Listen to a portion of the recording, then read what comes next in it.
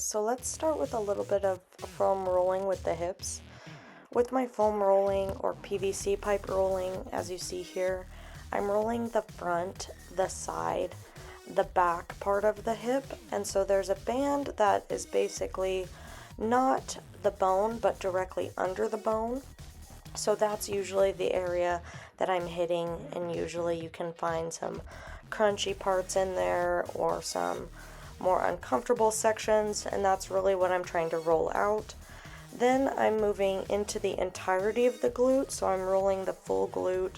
I'm also getting really pretty close to that iliac crest up there, closer towards my low back, but I don't roll over the bone directly. So once I've done with the entire glute, I'm kind of getting more into my hamstring glute tie-in. So right at the base of the glute there, going side to side. Later on in this series, I'm also going to get into a ton of other low body stretching, but I'll start with some upper body stuff. I make sure that I foam roll my hips every day, especially on squat days and deadlift days. I notice a direct correlation with foam rolling and also my mobility and how comfortable my squats and my deadlifts feel. So this is a must for me, and also it just helps loosen up my low back as well. So there's really not a day when I don't foam roll my hips. I also roll my hamstrings and my quads as well, but I do that a little bit differently. This is just a bicep tendon stretch, stretching into my pec as well. So that bicep tendon gets opened up when the thumb rotates down. Here I'm doing a counter-rotational stretch coming from the shoulder. So notice the shoulder is rolling forward and then that hand is being pinned. And that's creating a little bit of torque and tension within my forearm. This has been really a big player of keeping my elbows really healthy. Same thing, stretching out my wrists. Here I've got a little ankle mobilization, so I'm using this weight to create a bit of tension on the front part of my ankle, as well as a big stretch into the Achilles tendon. You'll notice that I'm starting to move the kettlebell around a little bit side to side on my knee. This is going to stretch different parts of the calf, and then I'm just focusing on keeping my heel down the entire time.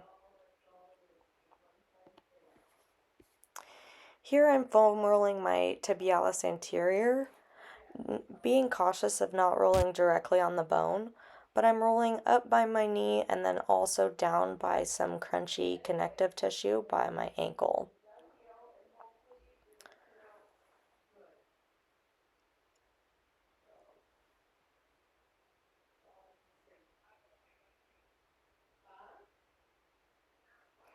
Here I'm just going into more of a dynamic calf stretch. So I'm starting standing and I'm also doing a bent knee calf stretch. And then I start to bring some movement in, get a little bit of play into the ankle, check to see how my ankles are feeling. I also get into both sides where I begin to be pigeon-toed. I also point my toes outward. I'm really checking to see how my ankles are feeling, if anything's locked up, or if I need to do any other work. This is a lat stretch, so really making sure my chest is dropping. I'm feeling my lats to make sure they're fully releasing. If they're tied up, I'll do some more mobility ball rolling so that I can release that lat fully. This is a single arm stretch that's going to work more of that front delt. Notice I'm staying up really straight so that I've got a bit of tension and that clavicle is getting nice and stretched open. If I bend forward, the stretch is not very effective. And then coming out of the stretch, I'm walking backwards before I release. This is a PVC pipe shoulder breaker. Notice that the PVC pipe is parallel with my forearm. This movement can be a little bit tricky, and also just be cautious with it.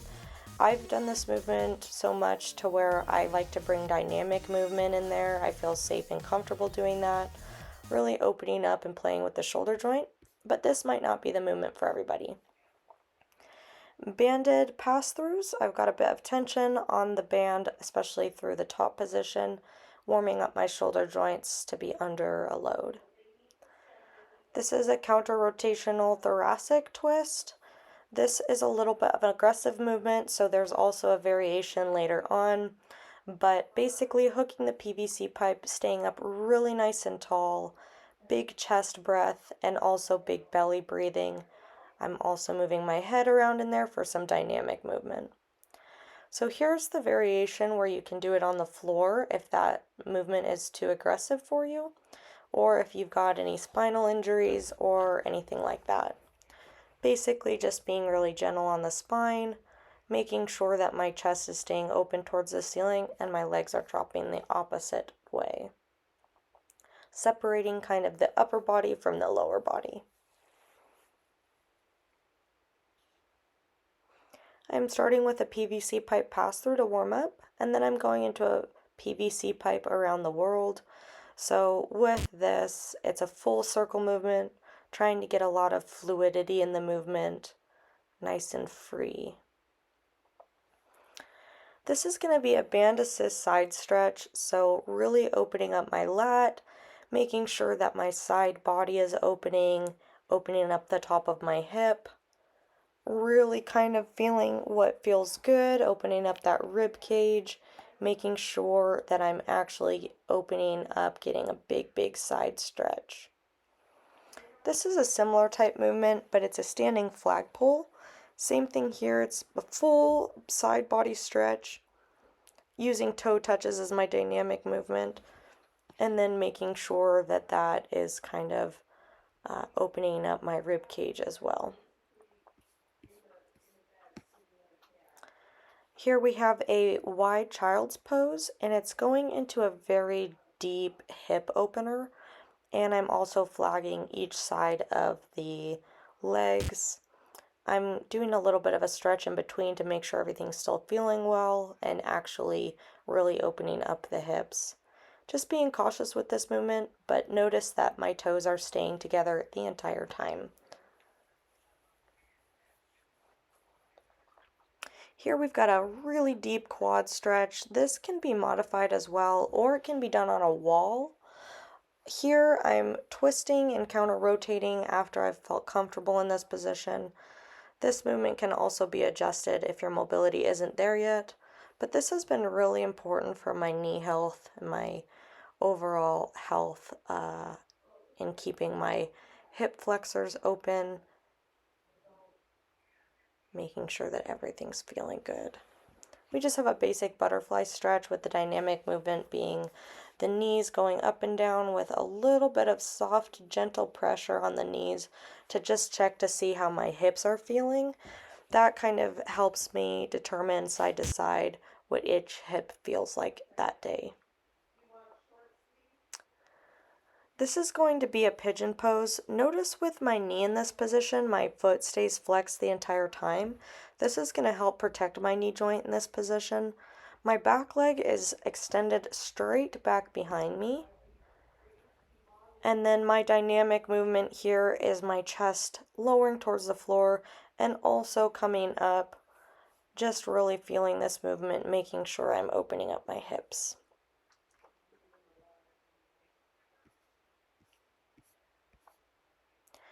Also, the other way to do this movement is you can do it on a bench, especially if you don't feel comfortable in the other position. This is allowing your hips to drop underneath your knee and your ankle. I love this because it's a great low back opener and it's a bit more gentle on the knee joint as well. Here we've got a regular standing lunge, but I'm doing it with a tucked pelvis at first. Then I'm untucking my pelvis and going in for a deeper stretch. I love this for my hip flexors. Very important. Tucking the pelvis, pressing forward, and then untucking the pelvis and falling forward. Really deep stretching and breathing while I'm going through this position.